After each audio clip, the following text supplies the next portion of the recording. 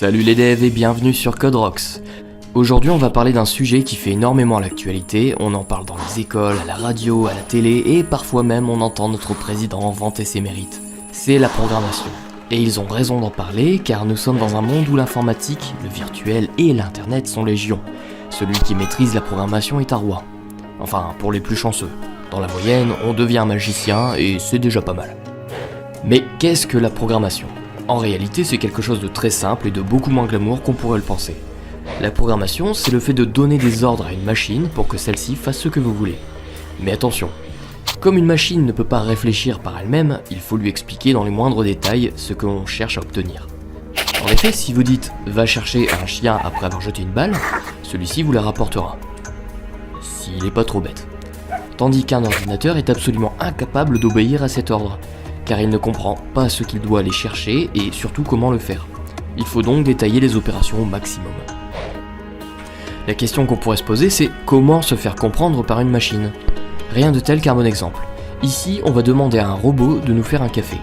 Voici les opérations qu'il faudrait lui demander.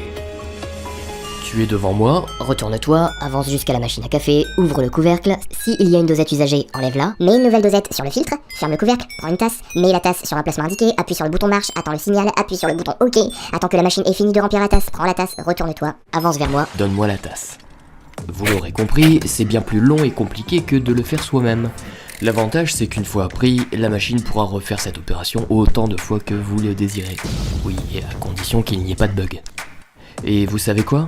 Vous allez pouvoir vous vanter de connaître un mot relativement compliqué. En effet, cet ensemble de conditions et d'actions que l'on vient d'énumérer pour faire un café s'appelle un algorithme. Concrètement, le développement, comment ça se passe ? On va dire en 3 grandes étapes. La première étape, c'est l'algorithme. On le conçoit en général sur papier. C'est une sorte d'organigramme avec des chemins entre des actions et des conditions. La deuxième étape, c'est le code. Une fois l'algorithme conçu, il nous suffit de le retranscrire dans le langage voulu. La troisième étape, c'est une étape optionnelle, c'est la compilation. Non, la compilation.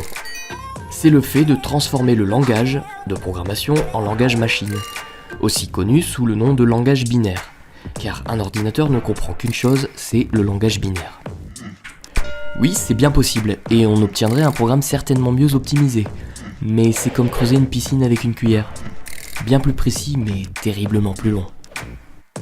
Voici un exemple pour vous convaincre. Si je voulais afficher « coucou » dans un langage de programmation, j'utiliserais print, entre parenthèses, et entre guillemets, coucou. On n'oublie pas le point virgule. En langage binaire, j'aurais quelque chose de ce genre. Vous l'aurez compris, créer une application en langage machine à l'heure actuelle, ça serait de la pure folie. Et voilà, c'est fini pour ces explications sur la programmation. Si vous désirez en savoir plus, n'hésitez pas à vous abonner à ma chaîne pour de prochaines vidéos.